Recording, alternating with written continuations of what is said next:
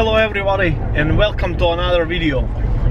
Well, here is the one thing Ford did on 2021 models that got everybody pissed off, especially the car guys, the enthusiast ones. I was very disappointed because I was looking as a F150 to be a option for me because my lease is up on my RAM, and I was disappointed as well. But here is a one reason why people are extra mad at Ford, and I'm not saying this because I feel that way. I'm seeing I've read a lot on the internet, and it's all over the media. So Ford finally decided for 2021 to add cylinder deactivation on their trucks, and the way they did it, it seems like they intend to keep it a secret, because from what I'm seeing and reading online, Ford didn't even disclose that anywhere. As far as I know, there is no even in a owner's manual, does not state that anywhere that Coyote 5.0 have a engine displacement cylinder deactivation. There is no any light on a dash to show you that it does it. There is nowhere to turn that off or turn that on. And the Ford, they intend to keep it a secret. They just did it and they released it in a sale, and they thought maybe like people they are not gonna find out what's happening with it, and people who actually bought those 5.0s, a lot of them are mad about it. See, like on the RAM, see right now it's in a 4-cylinder mode. It tells you right there you're in a eco mode. If I want to turn it off, I just simply hit this minus, and then I'm gonna put it in a 8th gear, and voila, the engine stays in a 8-cylinder mode. I'm just gonna jump over here and give it a car wash too. My truck is very dirty, and we'll continue from there.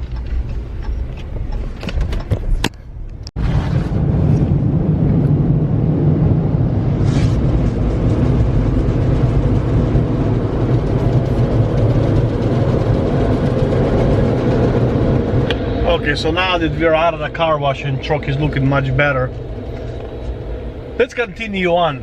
So a lot of people wasn't aware of it at first, you know, that the Ford did it. There was some talk online, but you know, normal consumer and buyer, you know, they don't read and listen. They just go and buy the truck, you know. So they didn't know about it, and a lot of people start finding it out once they put an aftermarket exhaust on their truck.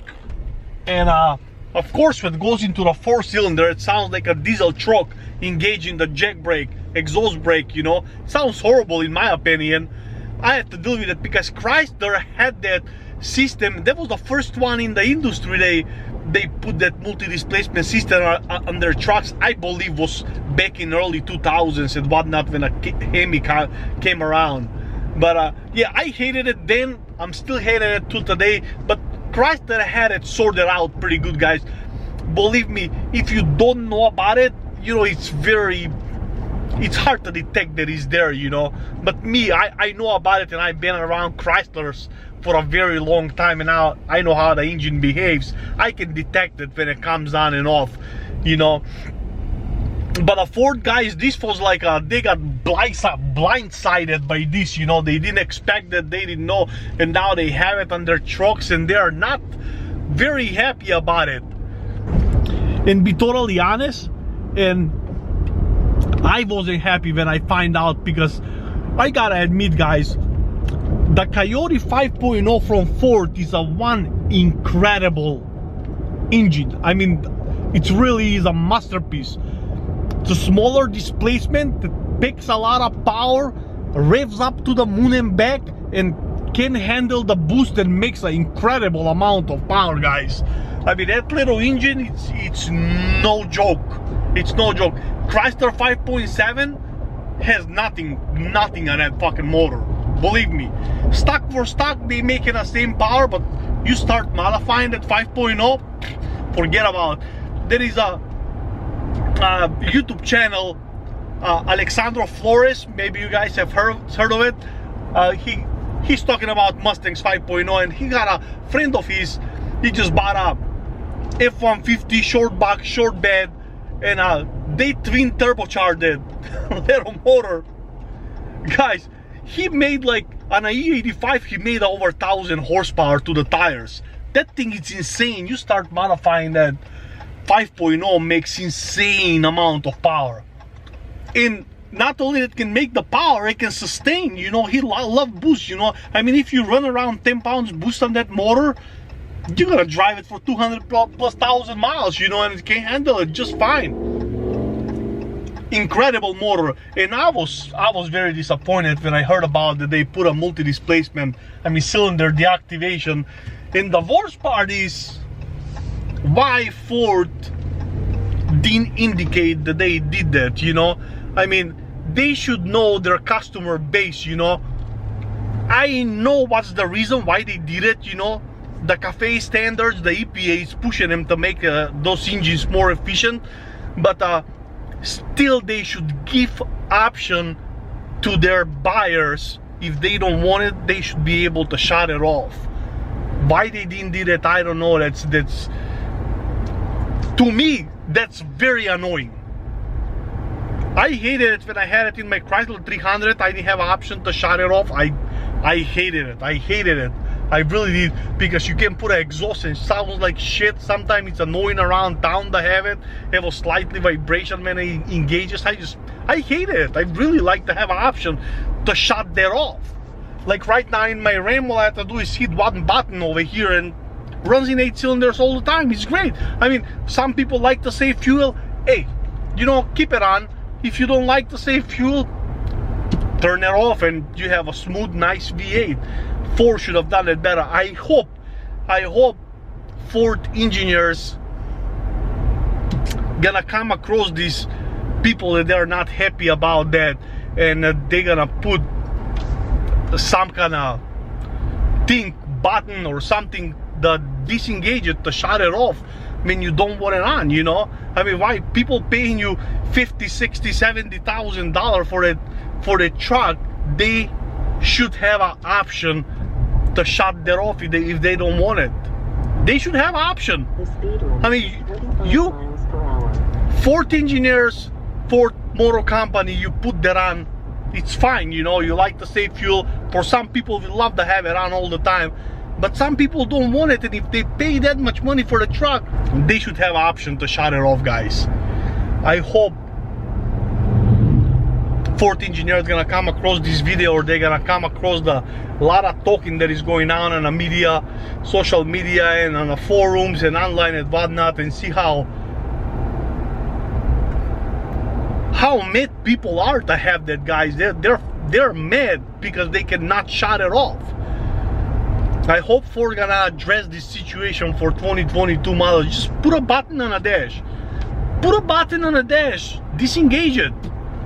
You know, it's a lot of money. People spend a lot of money for these trucks. And people who still buys the V8 trucks, most of them, they're enthusiasts like me. I like the V8. That's what I pay that much money to have a V8 in my vehicle, and now you disabling it for me without giving me option for me to use that option or not. Not cool, guys. Not cool of Ford Motor engineers or whoever decision was that. I mean, I personally I would not like to have it, period, because from what I'm seeing, that causes a lot of trouble for a manufacturing. Like in a Chevy, literally it's grenading their engines.